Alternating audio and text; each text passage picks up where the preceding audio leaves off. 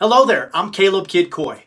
One of the hardest parts about sharing your business knowledge with aspiring entrepreneurs is that most people will simply never make it.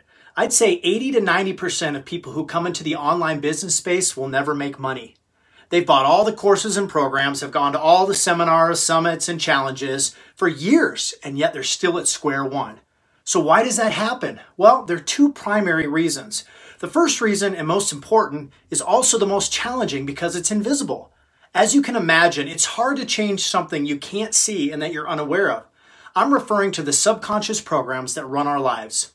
When we're young, specifically through the ages of 2 to 12, our brains are massive sponges. As a child, your brain was absorbing everything you saw, touch, taste, and smell because it needed to figure out how the world works as fast as possible in order to ensure you survive.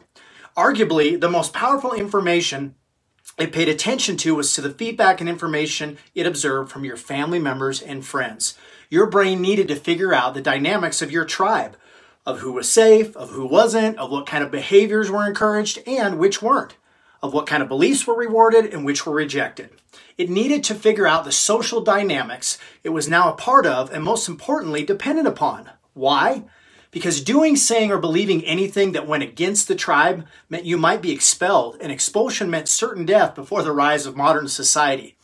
So if you were born and raised in a family or in a social group, friends, extended family, school, church, etc., that viewed wealthy people as evil, greedy, or selfish, the pursuit of money as the same, then you internalize that message to one degree or another. And the cues your brain picked up on could have been extremely subtle. Maybe one day a family member casually made a disparaging remark about a wealthy person or a celebrity in the media. Or maybe there was a comment dropped about their rich boss that was delivered with a slight tone of resentment. Or maybe you observed that you were the poor family in the neighborhood and you felt shame because of that. Comments you would consciously dismiss today were observed and absorbed as a matter of life and death when you were young. Over time, all of that information turned into beliefs and the subconscious programs that your brain uses to this very day to filter everything it experiences in your life in order to make sense of it. For example, money is literally nothing more than dirty pieces of paper. It's an inanimate object. And yet each of our brains have given money a significant amount of meaning, but what it means is unique to you based on the programs you adopted when you were young. For some people, money means joy, safety, security. For other people, money means fear, shame, guilt, and insecurity. If you grew up around people who believe money had power over them, who believe that money is the cause of all their problems in a positive or negative way, and who believe that they were somehow victims of money, then guess what? Your brain observed and adopted those beliefs. And now that you're an adult and that you consciously want to make more money, you're fighting an invisible enemy you don't even know you're up against.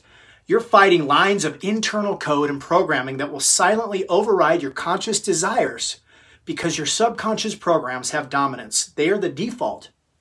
So if you've been trying to make more money for years, if you've been trying to build a business, if you've been buying all the courses, books, and masterminds, but you still haven't made any progress, there are invisible chains that are holding you back.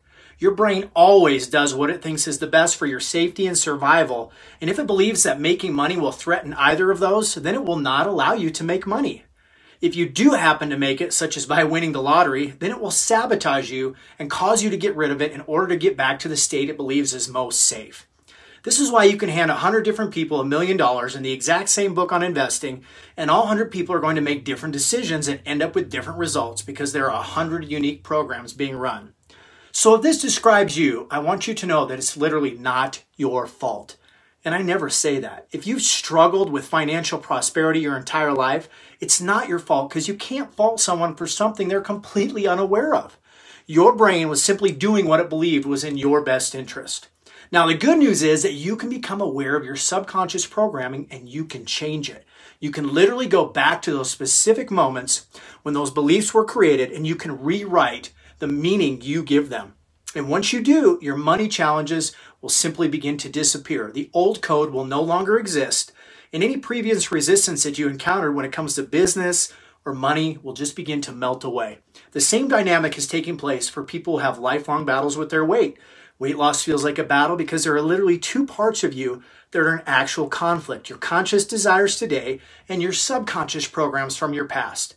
Some days your conscious wins through sheer willpower, but the moment you lose that focus and strength, you fall back to the default programming. If you want to change your external results in life, like your money situation, you have to change your internal programming first. Unfortunately, our industry and the entire self-development industry has neglected this fact. They'll happily hand you a strategy, but if you don't have the programming that's compatible with that strategy, you're going to lose money every single time.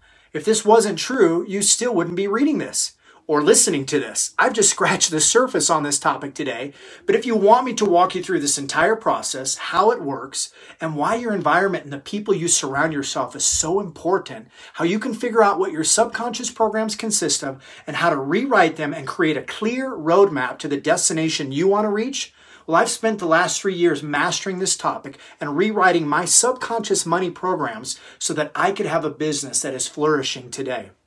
Aligning yourself with the right mentors and leaders who can help you identify and point out where you need to work on is invaluable.